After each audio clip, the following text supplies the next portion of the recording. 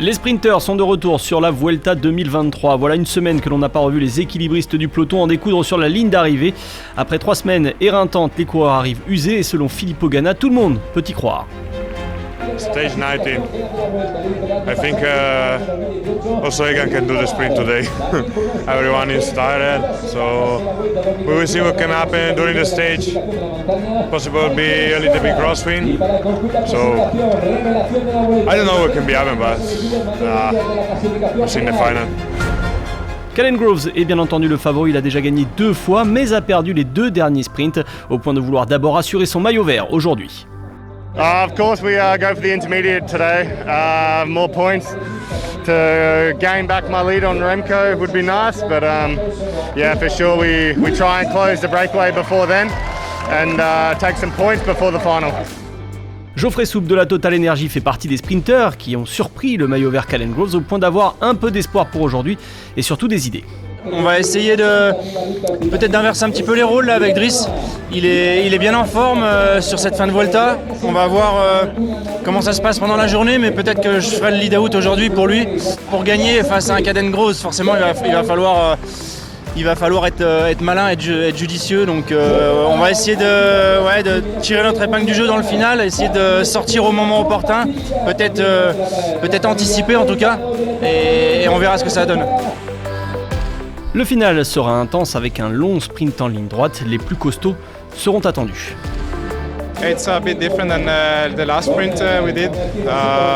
There's a corner, 2Ks to go, and at the end you just need to get a good position and clear run to sprint. So hopefully, we can do a good job and set my sprint. 177 km aujourd'hui donc, un tracé sans difficulté excepté le vent qui pourrait s'inviter. Les organismes sont usés et avant une étape prévue demain très ardue au risque de ne pas trop faire d'efforts. L'échappée pourrait prendre le large, mais avec un sprint intermédiaire placé à moins de 20 km de l'arrivée, les équipes de sprinters pourraient faire le boulot pour revenir sur les fuyards avant de finir à toute allure sur la ligne à Iscar.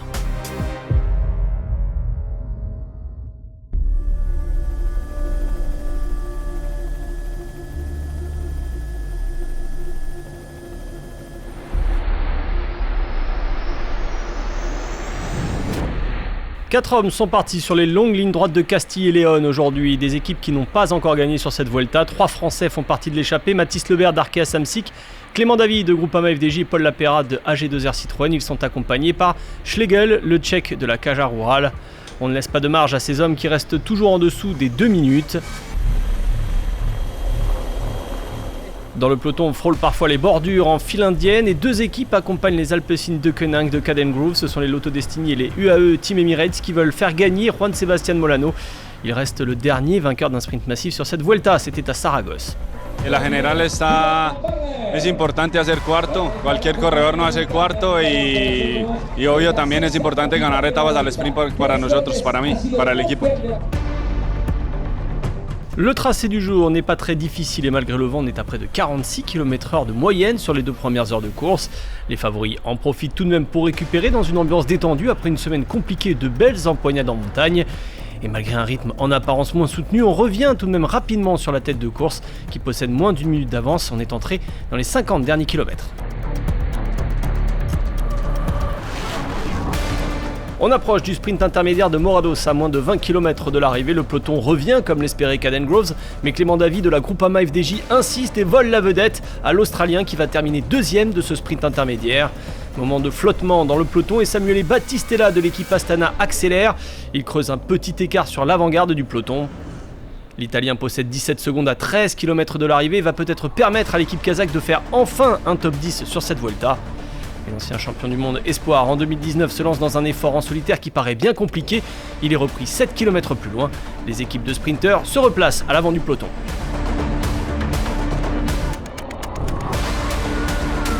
Peloton, 2 km à l'arrivée. 2Ks for the finish line for the bunch all together.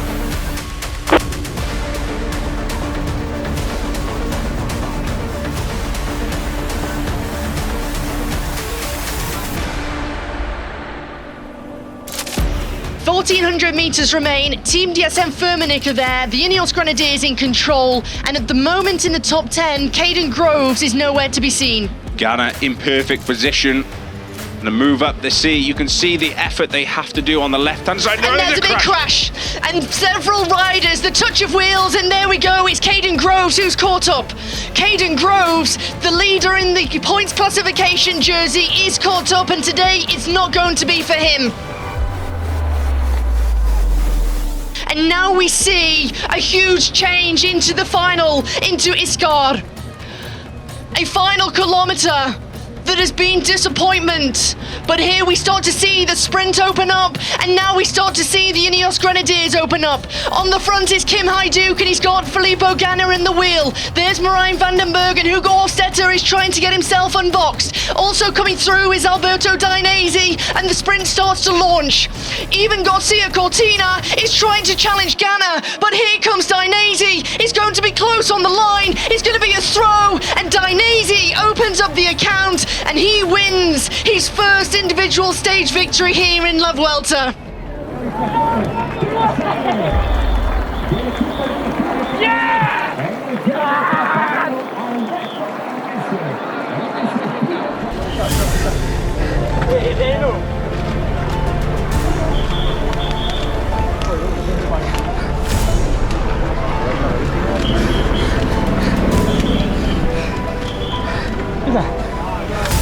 Alberto Dainese triomphe enfin, et la DSM également, qui a couru après la victoire depuis le contre-la-montre par équipe de Barcelone. L'Italien remporte une première victoire sur la Vuelta après avoir déjà gagné sur le Giro cette année et l'année passée.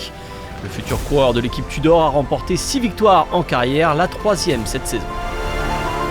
Today we executed the plan 100%. I think I was really lucky to lose a couple of guys in the crash.